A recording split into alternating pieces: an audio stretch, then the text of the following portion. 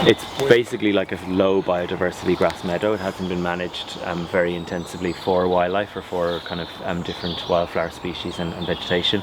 And the other thing that's happened is the woodland has kind of encroached on the meadow. So traditionally it was much bigger, expansive meadow.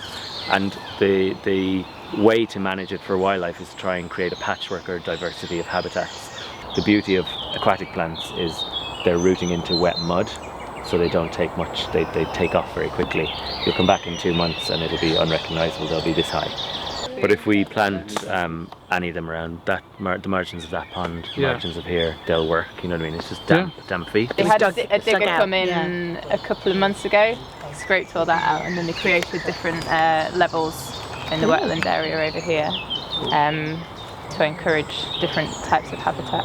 Try and get more light in, because light is really what gives life to any freshwater habitat. If we get light into the water, we're going to have more plants growing in the... Well, certainly those lower limbs should come out quite easily. Yeah, I think if we're going to do it, make an impact to just take off that side. Yeah. So we've put up several bat boxes in different locations on different aspects of trees, just to provide different roost sites at different times of year. Bats will use some in summertime. Female bats will use them as maternity roosts at different times of the year as well. Male bats moving around in the autumn time looking for mates might use them as temporary roosts. So we've put quite a few up, and we're going to need to see later in the season if they start to be used. Use the silt that have built up, it's very soft, so you can very quickly go up to your thigh in areas. So just be careful with. What I tend to do is have a stick with me and sort of, you know, just try first if you're really getting close to the water. Planting lots of native aquatic vegetation, marginal planting. The point of that is that they're adapted to this environment. They're going to bring in a lot of invertebrates and insects, dragonflies and lots of bugs that other creatures will feed on.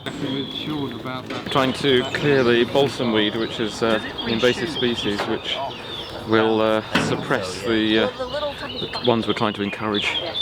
So initial hard work, but for a good purpose. So it's a male smooth newt, just out of the water, and he's lost his crest.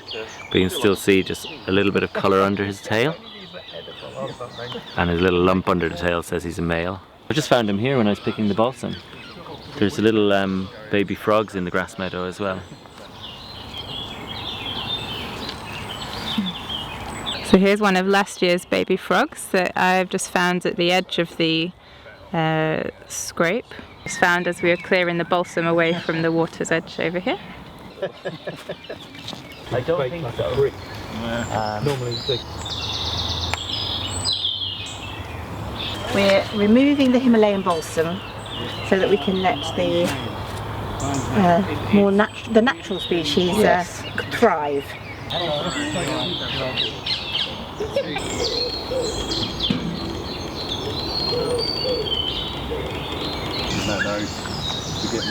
So things like these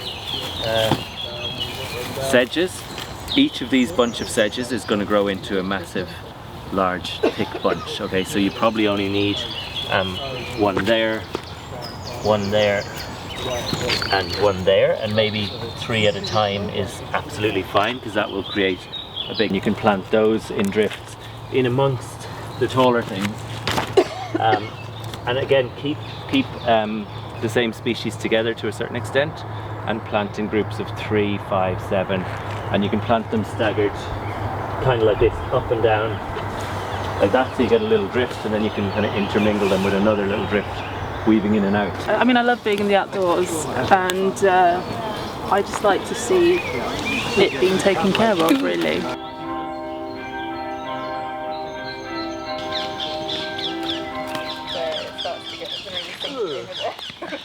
Well, this feels like a very good thing to be doing on a Saturday morning, and very different from what I would be doing during the week, and an opportunity to create something that is going to be of value and of beauty for everybody around. It's lovely to have this sort of space free to do something with, to make a positive contribution to biodiversity. Last December I was part of the cohort that came down to help clear what was a very overgrown meadow, Boles Meadow. So it seemed logical to come along to the next step, a bit more interesting, just doing the planting to make it more biodiverse and bat friendly. The water's going to rise, so we've kind of got to move back a little bit. This is a hibernaculum that we created over the winter whilst we cleared a lot of the open land around the waters. It's a safe place where things like frogs, newts can hibernate over the winter. We basically dug a huge pit.